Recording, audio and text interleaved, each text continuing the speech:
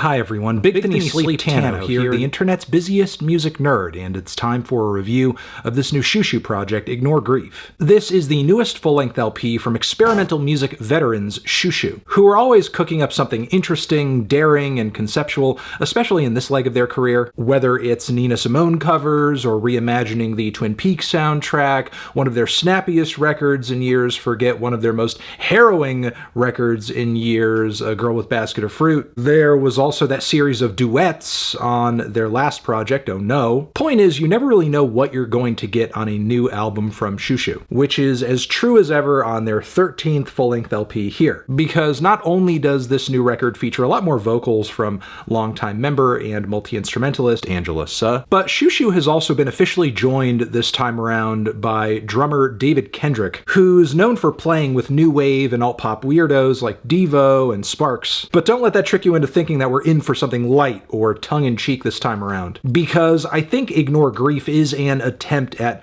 possibly the darkest Xiu Xiu record thus far, which might seem kind of confusing given that the band just put out Girl with Basket, but I would characterize that album more as like a chaotic, anxiety-inducing mental breakdown, whereas Ignore Grief here I think is just a showcase of pure horror. Horrors that in many cases are all too common and all too real, whether that be sex trafficking, drug addiction, murder, abuse, and much more, which are all explored with some of the grimmest instrumental palettes of any Xiu Xiu record, swinging back and forth between the kind of harsh post-industrial noise that they've been known to indulge in from time to time, to frightening and dissonant passages of orchestral instrumentation that'll make the hair on your neck stand up. The sound of this thing is bleak, it's uncompromising, but surprisingly, the track list runs in a pretty cut and dry fashion, with 10 songs averaging at about a length of 4 minutes. The sound of these tracks is certainly out there, but the band planned them out to be pretty straightforward much of the time.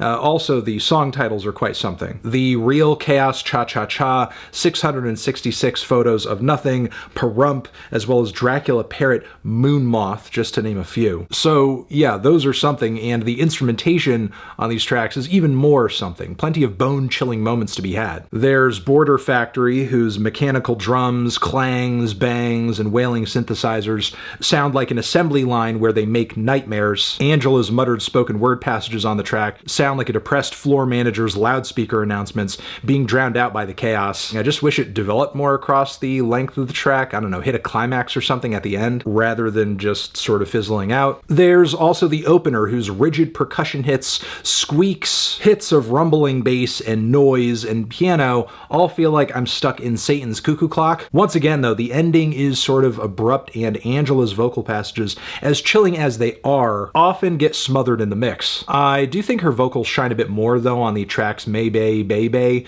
as well as ESQUERITA, Little Richard, and they're the better for it, especially on the latter, where her repeated mantras of ignore grief, ignore grief, ignore grief come from a place of genuine desperation. So you have tracks like these that go in more of a noise and industrial direction that are pretty good. Then there are others that feel like an experimental take on the kind of campy soundstage instrumentation you would get out of an old Hollywood horror film, like 666 Photos of Nothing, whose instrumental I think runs a little thin sometimes. Plus there are parts of this track that feel like they're just trying too hard to be freakish, and as a result of that, it kind of takes away from the genuinely dark topics being addressed in the lyrics. Like when you have these sour piano chords being hit at random toward the very end of the song. There's a similar combo of era and aesthetics being pulled from on deeper cuts like Tarsier, Tarsier, Tarsier, Tarsier. But this track goes over slightly better. Jamie Stewart hits some much more chilling and hard-hitting vocal passages on the track. The instrumental generally is more cohesive, with this continuously twisted and creepy series of droning chord progressions. But then moving on to the last leg of this project, the album's general issues and problems kind of continue onto here too. Time and time again, the band conjures these incomparably dark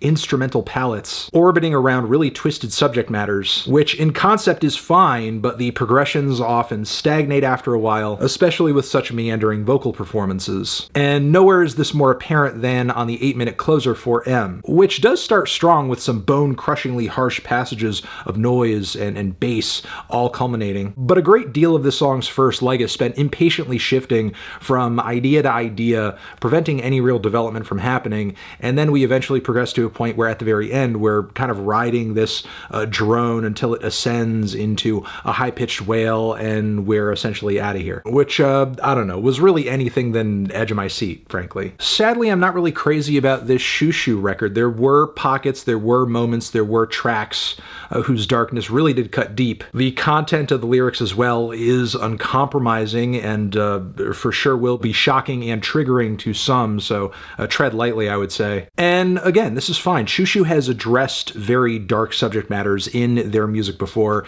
and Xiu Xiu has made very harsh and terrifying music before. But in this instance, it feels like they're pushing those elements to such an extreme that they're kind of foregoing the other elements that they are usually so good at showcasing and focusing on when it comes to songwriting, song structuring, melody, and a host of other things too. So while I think this record at the end of the day does stand out in the group's discography, it's not necessarily for the best of reasons, nor do I find many of the individual songs on this LP to be all that memorable either. Feeling a light to decent 6 on this one. Transition, have you given this album a listen? Did you love it? Did you hate it? What would you rate it? You're the best, you're the best. What should I review next? Hit the like if you like, please subscribe, and please don't cry. Hit the bell as well. Over here next to my head, it's another video that you can check out. Hit that up or the link to subscribe to the channel. Anthony Fantano, Xiu Xiu, forever.